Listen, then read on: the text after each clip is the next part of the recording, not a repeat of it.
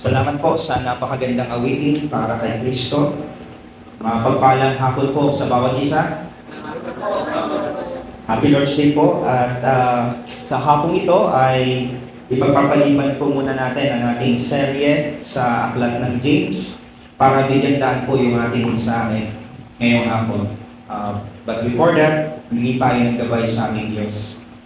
Panginoon, maraming salamat sapagkat kayo ay dakila, pangyarihan sa lahat.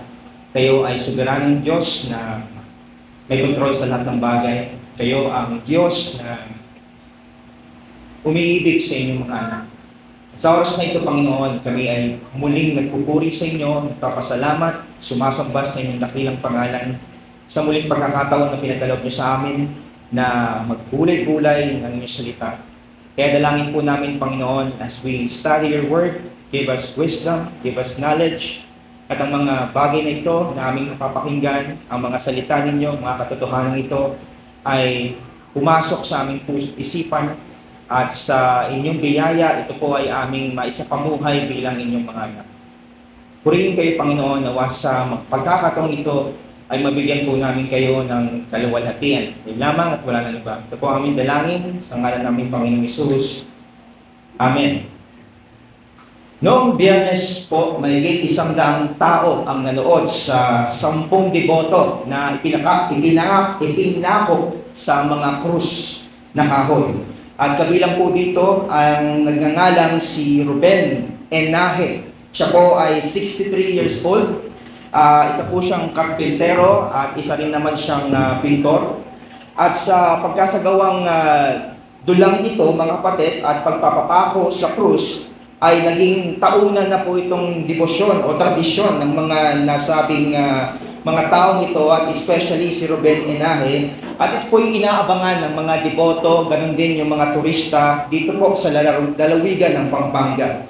At ito po si Ruben Enaje ay ipinako sa krus sa ika-35th.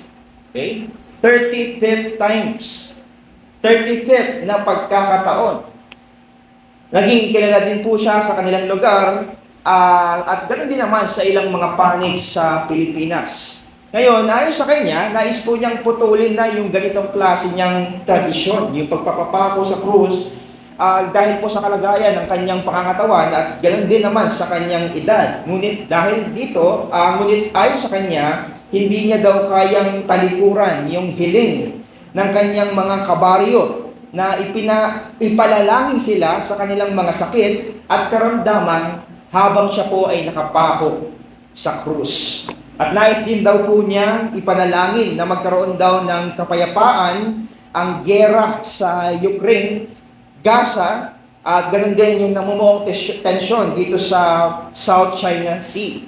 At alam nyo, ganito din yung mga dahilan ng ilang mga nakibahagi sa ganitong tradisyon. Nais nila na ipanalangin, nais nilang magsisi at nais nilang magsakripisyo para daw sa Diyos. Alam nyo, sa unang tingin ay tila napakaganda ng kanilang mga dahilan kung bakit nila ito ginagawa. Try to imagine, panalangin, pagsisisi, ganun din yung sakripisyo nila. Ngunit, kung ito po ay ihaharap natin sa salita ng Diyos, alam po natin lahat na ito ay walang kabuluhan.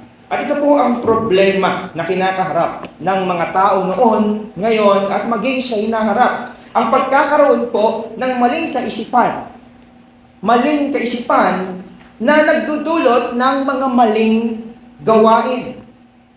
Ngunit alam niyo po ba na maging ang mga tunay na Kristiyano o tunay na mananampalataya ay maaari din po magkaroon ng mga maling kaisipan. Maling mindset na maaari din namang magdulot sa kanila ng mga maling gawain. Ito ang naging concern ni Pablo sa kanyang liham, sa kanyang minamahal na iglesia sa Filipos. Ang mga mananampalataya sa iglesia nito ay mayroong maling kaisipan na nagdulot po sa kanila na tinatawag nating pride and division dito sa kanilang iglesia. Tingnan po natin ang mensahe ni Pablo sa iglesia ito at kung paano niya binigyan ng kasagutan ang problemang ito. Let me read to you the Philippians chapter 2, verses 5 to 8. Philippians chapter 2, verses 5 to 8. At allow me to read it sa ating sariling wika. Philippians chapter 2, verses 5 to 8. Ayon sa salita ng Diyos, naway magkaroon kayo ng kaisipan na tulad ng kay Kristo Jesus. Kahit taglay niya ang kalikasan ng Diyos, hindi niya pinagpilitang manatiling kapantay ng Diyos. Sa halip, kusa niyang binitawan ang pagiging kapantay ng Diyos at namuhay na isang alipin. Ipinanganak siya bilang tao, at nang siya'y maging tao, nagpakumbaba siya at naging masunurin hanggang kamatayan, maging ito man ay kamatayan sa krus. Palain po ang pagbasa ng salita ng Diyos. Si Pablo, mga kapatid, ang ginamit ng Diyos upang magsimula po ng gawain dito sa Philippi nang siya po ay naglakbay kasama nila Silas and Timothy sa kanyang second missionary journey. Ang lugar na ito ay tinatawag din pong Little Rome dahil bukod po sa ganda ng lugar, ganda ng Philippi, mayaman din po sa kasaysayan nakapaloob ang lugar na ito. It was named after its conqueror, Philip II of Macedon. But alam nyo, although siya ay tinuturing na founder ng Philippi, hindi naman po ito yung pinakamalaking impact sa lugar na ito. But rather, Philippi is well known bilang lugar ng kapanganakan ng kanyang anak na kilala ng karamihan na si Alexander the Great. Ang sulat po ito ni Pablo ay isa sa kanyang mga tinatawag na prison epistles. He was probably under house arrest dito po sa Rome. But considering his situation, makikita po natin sa kanyang liham sa mga taga-Pilipos yung tema ng kanyang pagsulat sa iglesyang ito. Ano po yun? Kagalakan. Joy. Joy and security which come from knowing the Lord Jesus Christ. Alam nyo mga kapatid, ito yung katunayan na no amount of punishment, no amount of imprisonment ang makakatinag sa kagalakan sa buhay ng isang mananampalataya na dulot ng kaligtasan na kaloob ni Kristo. However, dito po natin makikita na walang perpektong iglesia. Although this letter has been described by the scholars as the happiest, imagine, happiest of Paul's writings. In fact, every time he thinks about this church, sabi sa Bible, his heart is filled with joy. Ibig sabihin, napaka-positibo ng aklat na ito kumpara sa kanyang mga liham kagaya sa Galatians and Corinthians. Ngunit mayroon pa rin concern si Pablo sa mga mananampalatayang ito at dapat nating bigyan pansin. And what is that? Paul is concerned that pride and quarrels are spoiling the Christian fellowship in Philippi. At ang bagay na ito ay nakakaapekto na doon sa kanilang pagtotoo. Ganun din sa kanilang ministeryo ng iglesia ito. Pride and quarrels. Kung nandito kayo sa ating Sunday school, napakaganda po ng topic. Thank God for our brother John. Napakaganda ng discussion sa question and answer portions. At somehow nabanggit ito. Itong ganitong klaseng usapin sa iglesia. And these problems, mga kapatid, have something to do with how these believers think. And there's something wrong about their mindset na nakakaapekto sa kanilang pakikitungo sa isa't isa. Ito ay very evident sa mga naunang talata in verses 1 hanggang verses 4, especially, tingnan niyo yung Bibles. Sa verse number 3, sabi rito, huwag kayong gumawa ng anumang dahil sa pansariling layunin o pagyayabang. Sa halip, bilang tanda ng pagpapakumbaba, ituring ninyong higit ang iba kaysa sa inyong mga sarili. I remember during our Sunday school, natanong ito sa ating Sunday school teacher. Is it possible na tama yung doktrina ng isang mananampalataya pero mali yung kanyang practice? Ang sagot ng Sunday school teacher natin, yes, it is. Although hindi dapat ganun yung mangyari, pero nangyayari ito. You can have the right doctrine, pero kung hindi naman tama yung application mo, it will lead to wrong practice. I think this is what happened dito sa Philippian church. Ang kanilang tamang doktrina ay naghahadlangan ng maling aplikasyon dahil mayroong problema sa kanilang kaisipan. Wrong mindset. At kung kayo ay nasa katayuan ni Pablo na siya ay may pag-ibig, meron siyang pag-aalala sa iglesia, what is one thing you could possibly talk about upang magbigay ng solusyon sa problemang ito? How could you possibly remind? How could you possibly encourage? How could you possibly rebuke this church? Dahil alam nyo, nabanggit ko yung background nila. Di ba? Malagong iglesia. Maaring knowledgeable na sila sa maraming prinsipyo, sa maraming doktrina ng salita ng Diyos. Now, if you were Apostle Paul, how could you remind this church and give solution about their problem?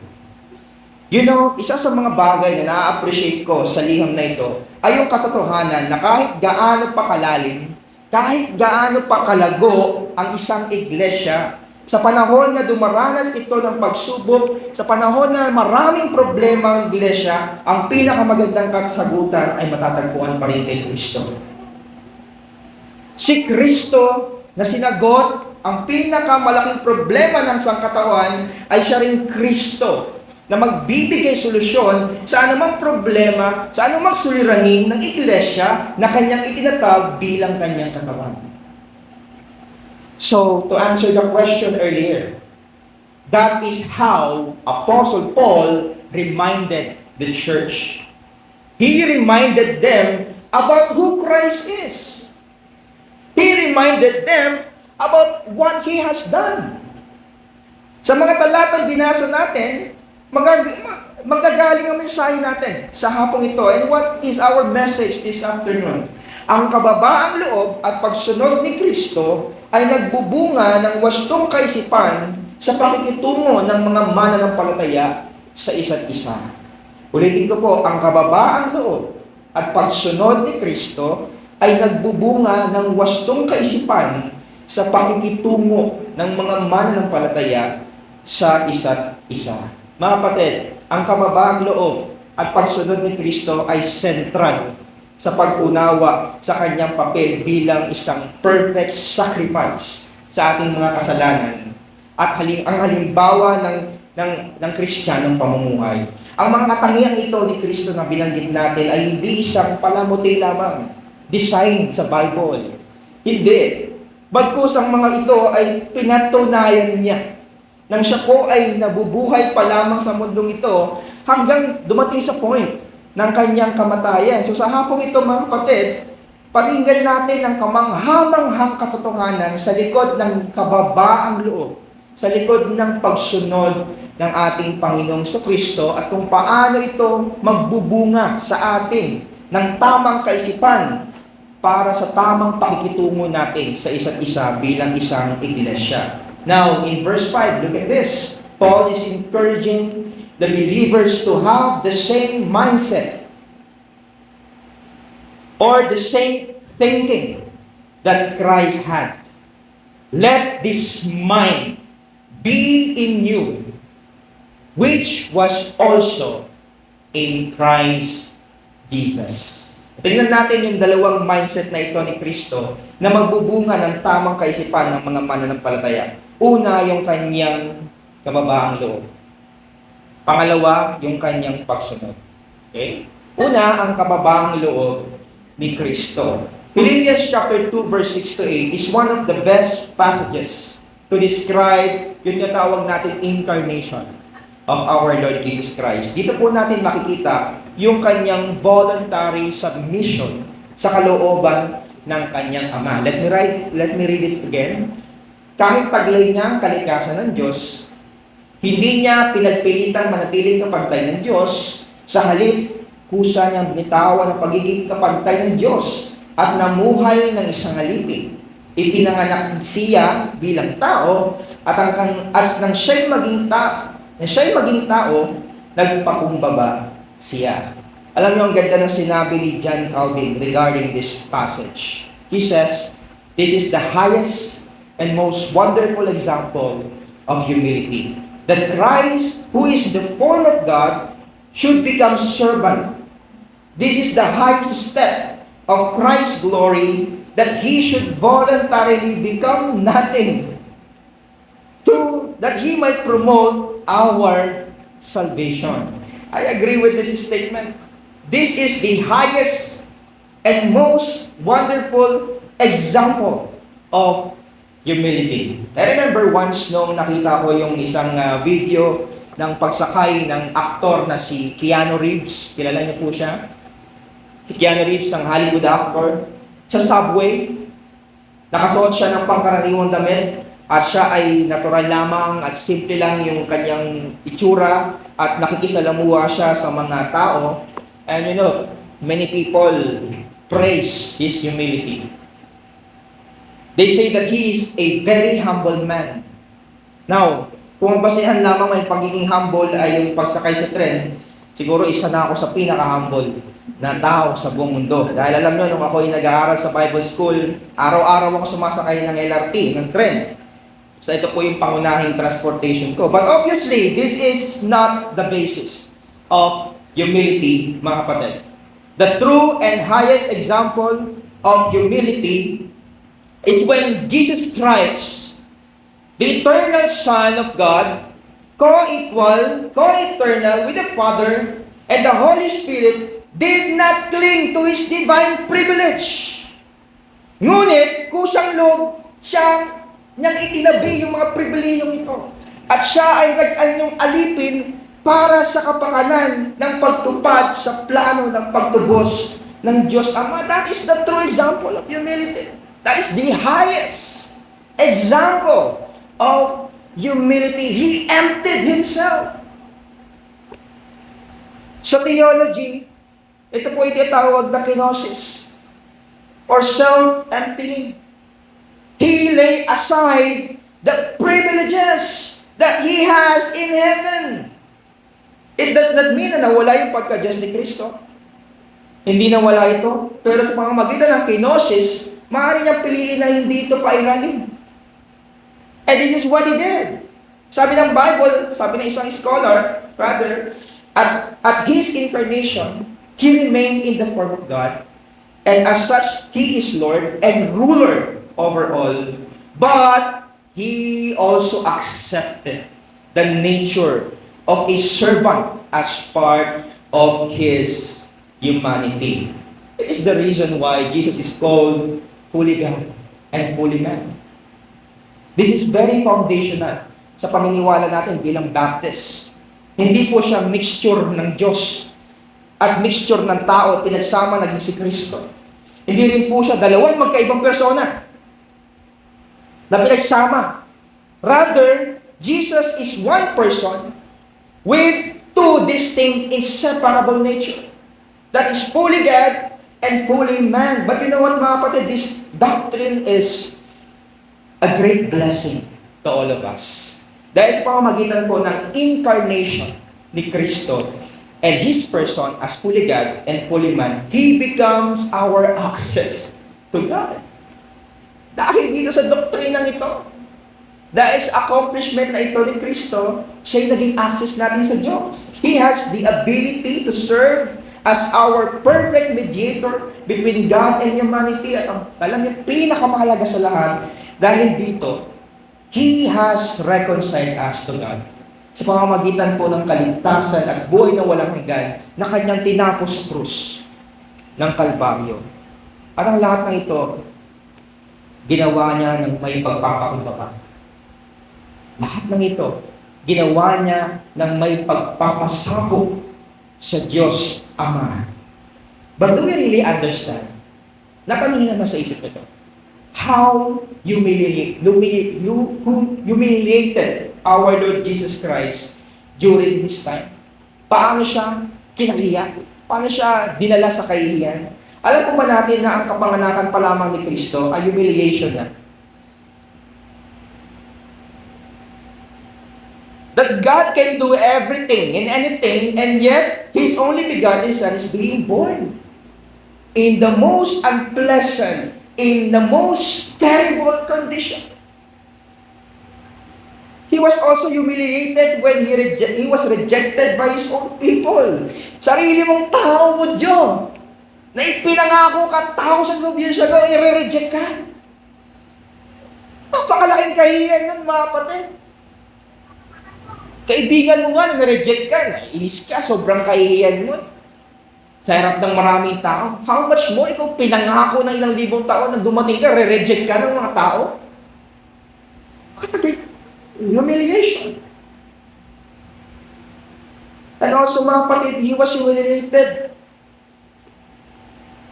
nung pinili ng mga tao, si Barrabas, na kriminal, kaysa sa kanya, na inosente at walang kasalanan. At alam niyo ba yung pinakamatinding humiliation ni Kristo? It is when He bore the wrath of God upon the cross of Calvary. This is the greatest humiliation of Christ. He bore the wrath of God upon the cross of Calvary. The only begotten Son receiving the wrath of His Father, bearing the sin of the people, and paying the penalty which He didn't deserve. Hindi ba ito yung pinakadakilang pagpapakumbaba na naipakita sa buong kasaysayan ng mundong ito? Ito ang patunay na kung gaano tayo inibig ni Kristo, mga kapatid. Grabing pag-ibig ito. Sabi ni Tim Keller, Christ's humility was the ultimate expression of His love for humanity, willingly enduring shame and suffering for our sake. What a great blessing sa humility ng ating Panginoon. Napakadakila ng kababaang loob ng ating Panginoong Jesucristo. At pangalawang bagay, we would see yung kanyang obedience, ang pagsunod ni Kristo. Isa sa mga propesiya ni Isaiah kay Kristo is found in Isaiah chapter 53 verse 9. He said, siya'y inilibing na kasama ng masasama at mayayaman, kahit na siya'y walang kasalanan o nagsabi man ng kasinungalingan. Ang mga salitang ito ni Prophet Isaiah ay tumutukoy sa pagiging masunurin ni Kristo maging sa kanyang kamatayan. Tinanggap niya po yung kaparusahan ng kasalanan na hindi naman niya ginawa. At pinagdusahan niya ito sa krus ng Kalbaryo hanggang doon sa kanyang libingan. Ito ay sumasalamin din naman sa sinabi ni Pablo dito sa verse number 8 ng ating talata sa hapong ito. Sabi nito, nagpakumbaba siya at naging masunurin hanggang kamatayan, maging ito man ay kamatayan sa krus. Tayong mga tao, aminin man natin ito, natural sa atin, mga tao, na ipaglaban yung ating karapatan. Diba? Karapatan sa buhay, sa batas, sa posisyon, at lalong karapatan na tumanggap ng hustisya sa anumang uri ng kondisyon. Ayaw natin na nadedehado tayo.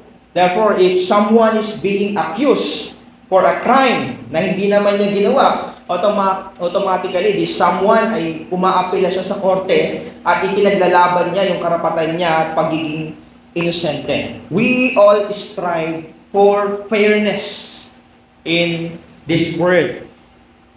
Now, gusto kong paganahin natin yung imagination natin. Naisip niyo ba, mga kapatid, what if Christ demanded fairness? Paano kung pinaglaban ni Kristo yung kanyang karapatan na ipagtanggol yung kanyang sarili bilang isang inosente at walang anumang kaugnayan sa kasalanan ginawa ng sanlibutan? Paano kaya kung umapila si Kristo sa Diyos Ama at ipinaglaban niya na hindi siya ang dapat magdusa, hindi siya yung dapat mamatay sa kasalanan na hindi naman niya ginawa? That He wants a fair trial. Well, I think it will be the end of us. Katapusan na natin. We will be doomed to eternal wrath of God for the sins we have committed. And this, mga kapatid, I realized na tama yung sinabi ni John MacArthur when he said, fair? would send everyone to hell. And you don't want fair. You want mercy. Kaya salamat sa Diyos. Nakikita ba natin to? Hindi karapatan at hindi sarili yung ipinairal ni Kristo, kundi ano yung pinairal niya? Pagsunod. Obedience. Pagsunod sa kalooban ng kanyang Ama.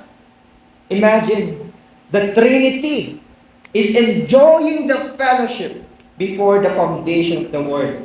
At sasabihin bigla ng Diyos Ama kay Kristo, anak, pumunta ka sa sanlibutan, magdudusa ka at mamamatay ka para sa kasalanan ng mga rebelde kong nilikha. Kung ang sarili kong ama, wala na siya, 2018. Kung sasabihin sa akin to, na makukulong ako, tapos John Paul, makukulong ka, hahatulan ka, nakamatayan para sa kasalanan ng ibang tao na hindi mo ginawa, automatically, I will question my father. Bakit? Bakit mo sasabihin sa akin yan, Papa?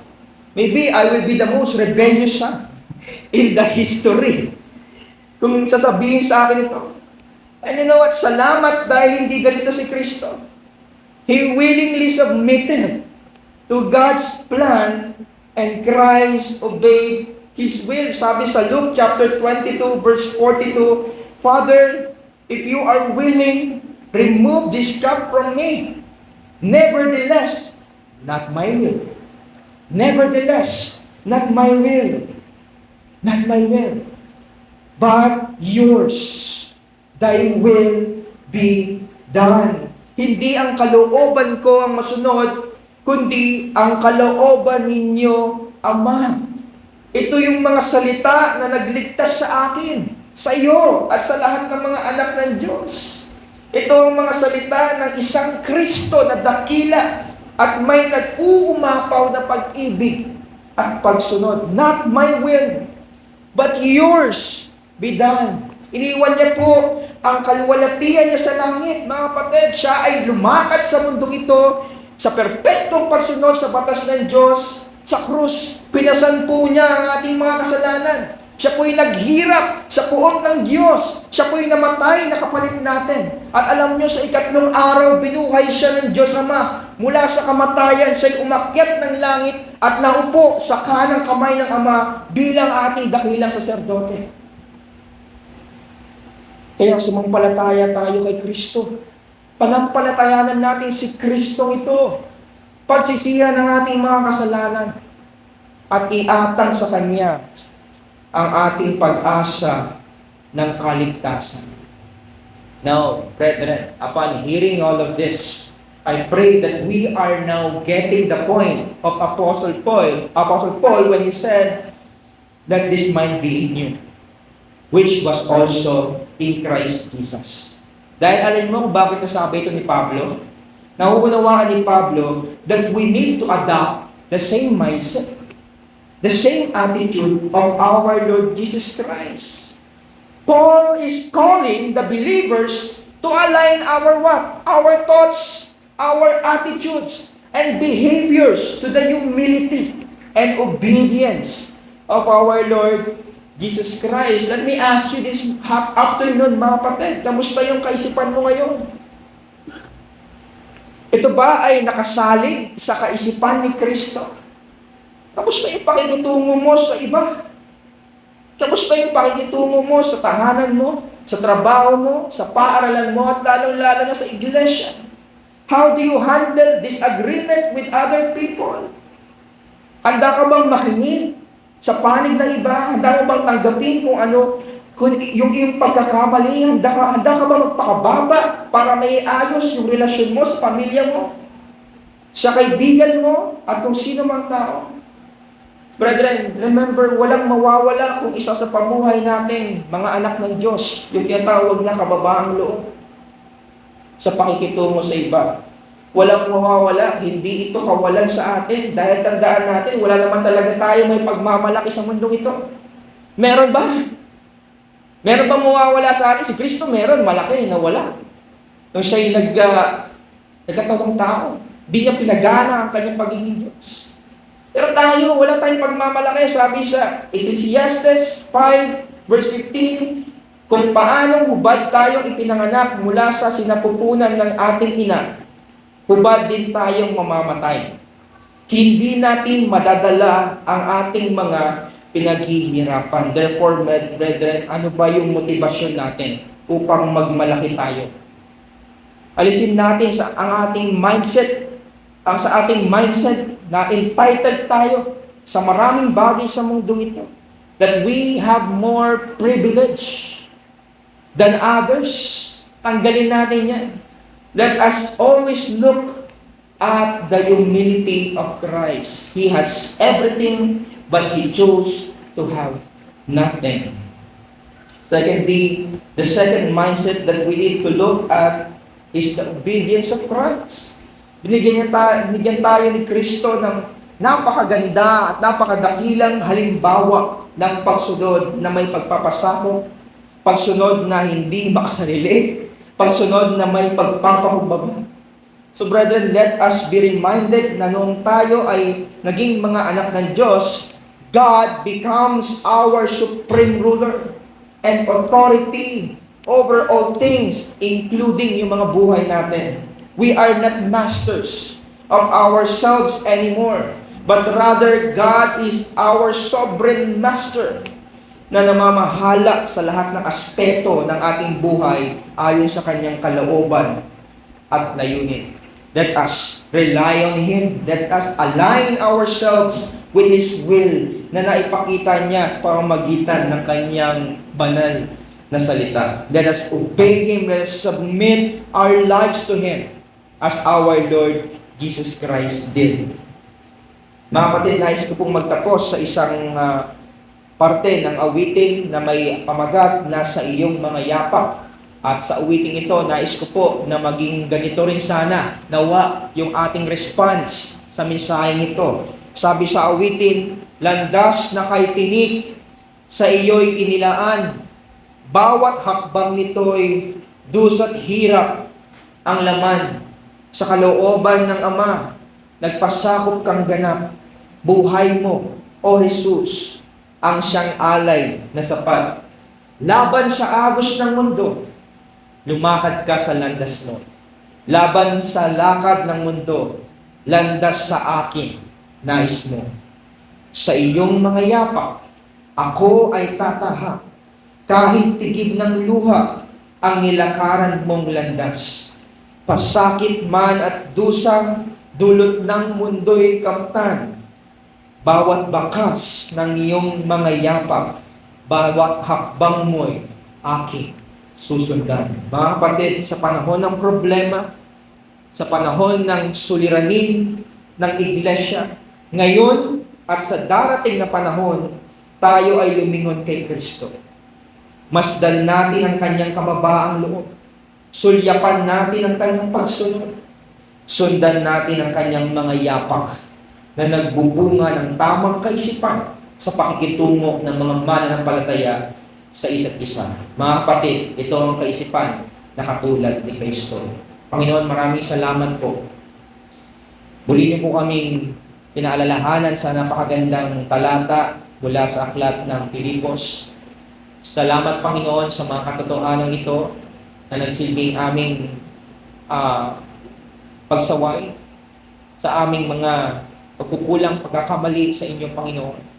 Alisin niyo po nawa ang aming pagmamalaki at anumang bagay, Panginoon, na makakahadlang sa amin upang kami ay maglingkod sa inyo. Lord, maraming salamat po sa Panginoong Kristo sa kanyang napakagandang ehemplo na iniwan sa amin. Siya po ang aming titignan bilang isang napakagandang at dakilang mababang loob na persona. At ganoon din, Panginoon, sa kanyang pagsunod sa inyo. O Diyos, tulungan niyo po kami bilang isang iglesia na sa bawat pagkakataon, bawat sitwasyon, bawat problema, bawat suliranin namin sa iglesia, ay lagi kaming lumingon kay Kristo. Tingnan namin ang kanyang napakagandang ehemplo at ang kanyang kaluwalhatian. Maraming salamat po sa mga kapatid kong ito na nakinig ng inyong salita. Nawa, O Diyos, ay nabigyan po namin kayo ng kaluwalhatian. Ito po ang aming dalangin sa ngalan ng aming Panginoong Hesus. Amen.